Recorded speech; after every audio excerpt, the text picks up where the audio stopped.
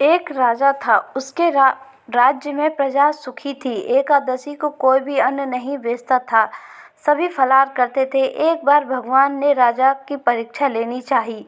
भगवान ने एक सुंदरी का रूप धारण किया तथा सड़क पर बैठ गए। तभी राजा उधर से निकला और सुंदरी को देख चकित रह गया।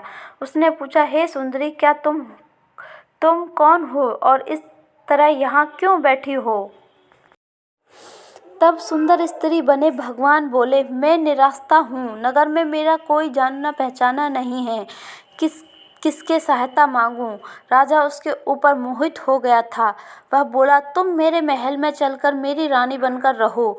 सुंदरी बोली, मैं तुम्हारी बात मानूंगी, पर तुम्हें राज्य का अधिकार मुझे सौंपना होगा। राज्य पर मेरा पूर्ण अधिकार होगा। मैं जो भी बनाऊंगी तुम्हें खाना होगा। राजा उसके ऊपर मोहित था, अतः उसकी सभी शर्तें स्वीकार कर लीं। अगले दिन एकादशी थी।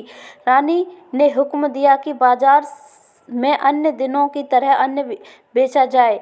उसके घर में मांस, मछली आदि पकवान तथा परोसे कर राजा के खाने के लिए कहा।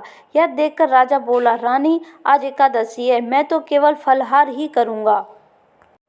तब रानी ने शर्त याद दिलाई और बोली, या तो खाना खाओ, नहीं तो मैं बड़े राजकुमार का सिर काट दूंगी। राजा ने अपनी स्थिति बड़ी रानी से कही तो बड़ी रानी बोली, महाराज, धर्म न छोड़ो, बड़े राजकुमार का सिर दे दो।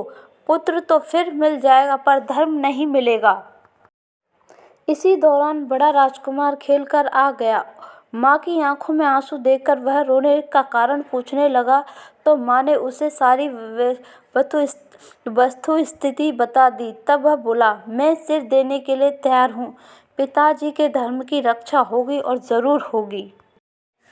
राजा दुखी मन से राजकुमार का सिर देने को तैयार हुआ तो रानी के रूप में से भगवान विष्णु ने प्रकट होकर असली बात बताई। राजन, तुम इस कठिन परीक्षा में पास हुए। भगवान ने प्रसन्न मन से राजा को वर मांगने को कहा और राजा बोला, आपका दिया सब कुछ है, हमारा उद्धार करें। उसी समय वहां एक विमान उतरा। राजा ने अपनी राजपुत्र को सौंप दिया और विमान में बैठकर परम धाम को चला गया।